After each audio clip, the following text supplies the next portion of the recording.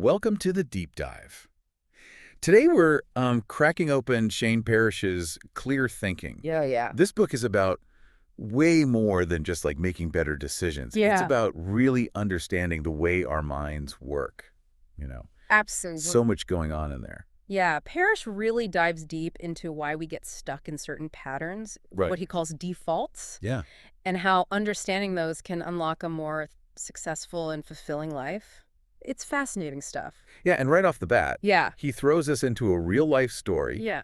about a CEO who loses his job Yeah, because of how he reacts in like a totally ordinary moment. I know. And it made me think, how often are we making these seemingly small choices Yeah. without even realizing Yeah. the impact they have? Exactly, and it sets the stage for the whole book, right? Okay. The CEO gets a call he wasn't expecting and gets Oh. angry, dismisses a warning about a problem brewing in the company. Wow. And that one reaction, Yeah. fueled by emotion, sets off this chain of events that leads to his downfall. Wow, that's wild. It is. It makes you realize that clear thinking isn't just for these big, boardroom decisions. Yeah, It's for those everyday moments, too. absolutely. So how do these defaults work? Well, Parrish identifies 5 key ones. Okay. But let's focus on the social default for a second. Okay. Okay, so think about a time you went along with a group, Uh-huh. even though you knew what they were doing wasn't quite right. Mm-hmm.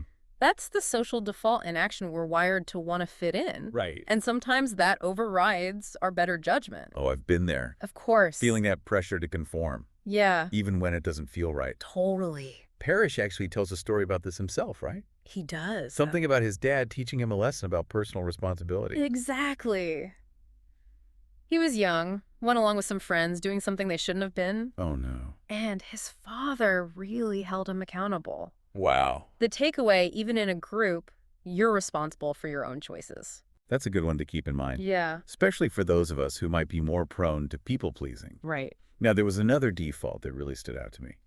The ego default. Ah, yes. The need to be right, to look good, to have that status. Right. Parrish uses the example of Benedict Arnold, the American Revolutionary War general who became a traitor. Wait, wasn't that the guy who, betrayed his entire He country? did. Talk about a high-stakes decision gone wrong. Benedict Arnold was so driven by this need for recognition and resentment over perceived slights Wow. that he ended up making choices that were ultimately self-destructive. Wow. It's a pretty extreme example. Yeah. But it shows how powerful that ego default can be. Right. It can literally override rational thought and lead to disastrous consequences. So we've got these defaults, Yeah. these almost automatic patterns in our brains. Right. What can we actually do about them? Yeah. It feels a bit like, are we just stuck with these? That's where the book gets really powerful because Parrish offers a way out. Okay. He says we need to do two things: build inner strength Okay. and create external safeguards. Okay, let's start with the inner strength part. Okay. What does that even look like? He breaks it down into 4 key areas: self-accountability, Yeah. self-knowledge, Okay. self-control, and self-confidence. Got it. And the great thing is, Yeah. he gives real examples and strategies, not just vague advice. The story about him helping his son overcome his fear of cliff jumping really resonated with me. Yes, it's a great illustration of how we can actually build self-confidence. Right. It's not about some magical mindset shift. Right. It's about remembering past successes, Mhm. talking ourselves through those fearful moments, Yeah. and realizing we're capable of more than we think. So it's almost like we're training our minds like we would train our bodies. Exactly. What about the safeguards? How do those work? Safeguards are external things we put in place to protect ourselves when those defaults try to take over. Okay. Think of it like setting up bumpers in a bowling alley. Okay, I can see that. Right. Give me an example. One thing Parrish recommends is setting automatic rules, like never saying yes to a request immediately. Oh. Instead, say you need to think about it Oh, and get back to them. that's so smart. Right. I always feel pressured to say yes right away, Yeah. and then I end up regretting it later. Totally. I'm totally using that one. It creates space for you to actually consider the request rationally, not just react based on impulse. Wow. It's a simple rule, but it can be incredibly powerful. And he talks about creating friction to discourage bad habits. Remember that email example? Yeah. He deliberately made it harder to check his inbox first thing in the morning. Oh, wow. That little bit of friction made a huge difference in breaking that habit. So if I'm understanding this right, it's like We're setting up our environment Yeah. in a way that supports our goals rather than tempting us to fall back on those default patterns. That's exactly it. And that brings us to the actual decision-making process itself. Parrish has a whole framework for that, Yeah. but maybe we should save that for the next part of our deep dive. Cool. Cliffhanger. But Yeah. before we move on, for our listener who's maybe struggling with a particular default right now, Yeah. what's one piece of advice you'd give them Oh, that's good. based on what we've discussed so far? I'd say the first step is awareness. Notice those moments when you're feeling that pull, Right. that urge to react in a certain way. Yeah. Is it the social default pushing you to conform? Uh-huh. The ego default making you defensive? Yeah. Just noticing those patterns is huge. So it's like that saying, Yeah. know thyself, right? Yes, Understanding our own tendencies is the first step to overcoming them. exactly. And once you start to recognize those defaults, you can start putting those safeguards in place. Remember, you're not a victim of your own brain. Right. You have the power to choose how you respond. That's encouraging. Yeah, It feels like a lot of times we're just reacting on autopilot, right. not really in control. Well, that's what Parrish is trying to help us break free from. Right. He wants us to be conscious, intentional decision makers. Mm-hmm. And his decision-making framework is a great tool for that. Let's dive into that framework then. Okay. Where do we even start? The first step is deceptively simple. Clearly define the problem you're trying to solve. Okay. It sounds obvious, Right. but you'd be surprised how often we jump into solutions before we really understand the root cause of the issue. I've totally done that. Yeah. It's like ready, fire, aim Yes. instead of the other way around. Exactly. Parrish has an anecdote about that, right? Something about a team that jumped to conclusions. He tells this story about a group trying to solve a problem with a new product launch, Mm-hmm. and they're all brainstorming these elaborate solutions. Oh, yeah. But when they actually take a step back, they realize they haven't even agreed on what the real problem is. Oh, wow. They're solving for the wrong thing. So it's like, hold on a second. Yeah. Let's make sure we're all on the same page about what we're actually trying to achieve here Yes, before we go down the rabbit hole of solutions. absolutely. I love that. It's about taking that pause. Yeah. Asking those clarifying questions. Right. And once you have a clear understanding of the problem, then you can move on to exploring potential solutions. And Parrish emphasizes the importance of exploring multiple options. Yes, Not just settling for the first one that comes to mind. absolutely. He encourages you to think broadly, to consider different perspectives, even to imagine potential failures. Right. It's about getting out of that tunnel vision and really opening up your thinking. Okay, so let's say we've got our list of potential solutions. Okay. How do we actually choose the best one? That's where establishing clear criteria comes in. Okay. What are the non-negotiables? Mhm. Those essential elements that must be met for a solution to be considered viable. It's like creating a checklist, right? Yeah. But how do we decide which criteria are the most important? Parrish talks about prioritizing those criteria based on your values and goals. Okay. What matters most to you in this particular decision? Right. Maybe it's cost, maybe it's impact, maybe it's time, or maybe it's something else entirely. So it's not just about creating a list. Right. It's about ordering that list based on what's truly important to you. Exactly. So much of decision-making feels so subjective. It's great to have a framework like this. Yeah. To bring some objectivity to the process. Right. And once you have your prioritized criteria, then you can evaluate each potential solution against those standards. Right. Which solution best meets your needs and aligns with your values. Makes sense. Now, one thing that really struck me in the book Yeah. was the concept of second-level thinking. Oh, yeah. Can you explain that? It sounds a little intimidating. It's not as complex as it sounds. It's essentially thinking about the consequences of the consequences. Okay. So not just what will happen immediately, Right. but what might happen down the line. I remember the example Parrish used, Maria. Yeah. Trying to decide between two job offers. Yes. She had to think beyond just the salary and job title Yeah. and consider the long-term implications of each path. Exactly. One job might offer more money up front, but fewer opportunities for growth. Right. The other might require relocation, which would have ripple effects on her family. Wow. It's about considering those second and third order consequences. It's like that saying, every action has a reaction, but on a deeper level. Yes. And that's something we don't always do naturally, right? We Right. tend to focus on the immediate. It takes effort, but it's worth it. Second level thinking can help you avoid those unintended consequences that can really trip you up. Right. It forces you to think strategically, Yeah. to play out different scenarios. So we're defining the problem, exploring solutions, Yeah. setting criteria, thinking about long-term consequences. Yes. What else is crucial to this decision-making framework? Parrish talks a lot about the importance of information. He calls it high-fidelity information, meaning getting as close to the source as possible. He contrasts that with relying on abstractions, Right. which can lead to a distorted view of the situation. Yeah. He tells a story about General George Marshall during World War II, right? Right. Pilots were refusing to fly, and instead of relying on reports from others, Right. Marshall went directly to the pilots themselves to find out what was really going on. And what he learned by going straight to the source was totally different from what he had been told. Exactly. It highlights the importance of seeking out firsthand information, of understanding the motivations of those involved. Right. Don't just accept secondhand accounts, dig deeper. This makes me think about how often we make decisions based on assumptions, on information we haven't really verified. Right. It's a good reminder to question our sources, to think critically about where our information is coming from. And to remember that even experts can be wrong. Right. It's healthy to have a bit of skepticism, to challenge assumptions, even our own. Speaking of challenging assumptions, Parrish also encourages us to consider the opportunity costs of our choices. Oh, yes. What does he mean by that? It's about recognizing that every decision we make comes with trade-offs.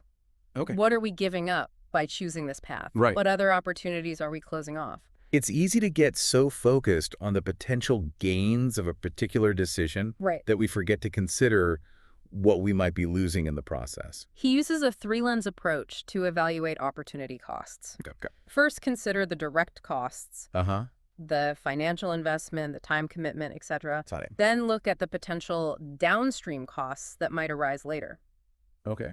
Finally, ask yourself, what else could I be doing with these resources? Okay, that's helpful. Yeah. It's a structured way to think about those trade-offs. Exactly. Can you give an example of how this might play out in a real-life decision? Imagine you're considering buying a house in the suburbs. Okay. It seems like a great deal more space for your money. But when you consider the opportunity costs, it gets more complicated. Oh, yeah. The longer commute means less time with your family. Uh-huh. Maybe it strains your budget in unexpected ways. Right. And you're further away from the city life you enjoy. It's forcing you to think beyond that initial excitement and really weigh the pros and cons. Exactly. So what happens when we're faced with a tough decision Yeah. and we just feel stuck? Yeah. Parrish has some tips for that too, right? He does. One strategy is to imagine that one option is completely off the table. Okay. It forces you to get creative, to think outside that binary this or that framework. It's like shaking up your thinking a bit, Maybe. forcing you to see new possibilities. Exactly. Yeah. He also encourages considering both and options, finding ways to combine seemingly opposing choices. Like having your cake and eating it too. Right. I love that. Instead of just choosing between staying in a job you dislike Right. or quitting to pursue a risky passion, Yeah. maybe you find a way to do both. Okay. Start a side hustle while keeping your day job. Okay, I'm starting to see a pattern here. Yeah. It's about getting out of that limited either or thinking Right. and embracing a more expansive view of what's possible. And that's a core theme throughout the book. Clear thinking isn't just about following a set of rules. It's about cultivating a mindset, Yeah. a way of approaching problems and decisions with curiosity, openness, and a willingness to challenge your own assumptions. That makes sense. But even with the best decision-making framework, Yeah. sometimes things just don't go our way. Right. How does Parrish address that? It can be so discouraging when you make what you think is a good decision Yeah. and it ends up backfiring. That's a really important point. And Parrish acknowledges that even good decisions can lead to bad outcomes.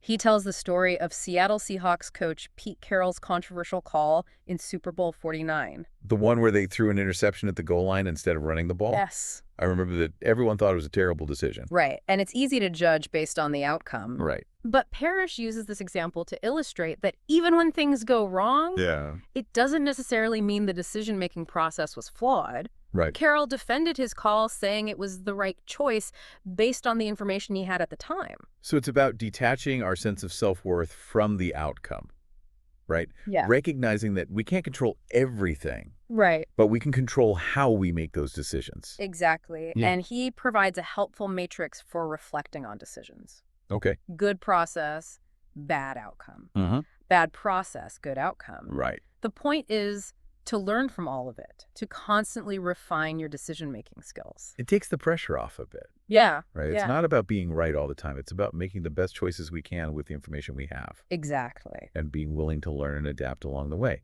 But that's just the decision-making part. Yeah. Parrish also goes beyond that to talk about living a good life. Right. Maybe that's a good place to transition to the next part of our deep dive. It feels like we've been talking a lot about strategy. Yeah. About making smart choices. Right. But what about the bigger picture? Like, how does clear thinking apply to the kind of life we want to build, you know? That's where the book gets really thought-provoking, because Parrish argues that true wisdom isn't just about making the right decision in any given moment. Right. It's about choosing what's good. Yeah. What's meaningful. What kind of life you want to live. And he doesn't shy away from the tough questions, like reflecting on our own mortality. Right. Not in a morbid way. Right. But as a tool to clarify what truly matters. It's like if you knew you only had a limited amount of time, how would you spend it? What regrets would you want to avoid? He talks about this idea of the hedonic treadmill. Okay. Where we're constantly chasing after more stuff, more achievements, more validation. Right. But never really feeling satisfied. Oh, I know that feeling.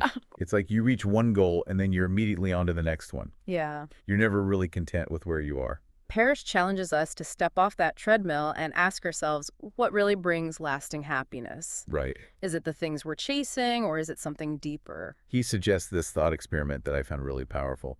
Imagine your 90-year-old self looking back on your life. Oh, wow. What would you be most proud of?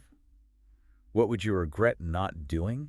It's a great way to get some perspective on your current choices, right?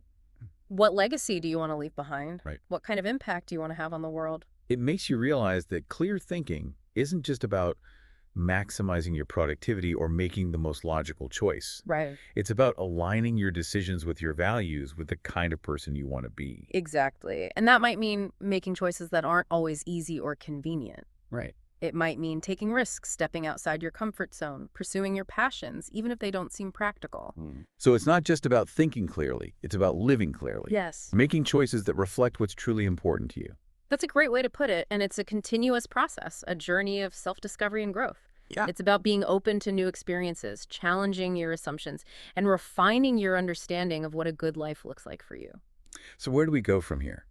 We've covered a lot of ground. We have. From understanding our defaults, to building inner strength, to making better decisions and living a more meaningful life. Yeah. It's a lot to take in. I think the key takeaway is that clear thinking is a skill, and like any skill, it takes practice. It's not about achieving some impossible standard of perfection. Right. It's about progress. It's about becoming more aware of how our minds work. Yeah. Making more intentional choices and creating a life that reflects our values and aspirations. And it's about remembering that you have the power to choose. You're not a victim of your circumstances or your own brain. You can learn to think more clearly, to make better decisions, and to live a more fulfilling life. So as you go about your day, keep those defaults in mind. Notice when they're trying to hijack your judgment. Use those safeguards you've put in place. And remember that every choice, big or small, is shaping the story of your life. Choose wisely. Choose what's good. Choose what matters. That's a great place to end our deep dive. Thanks for joining us on this exploration of clear thinking. We hope you found it insightful and maybe even a little bit life-changing.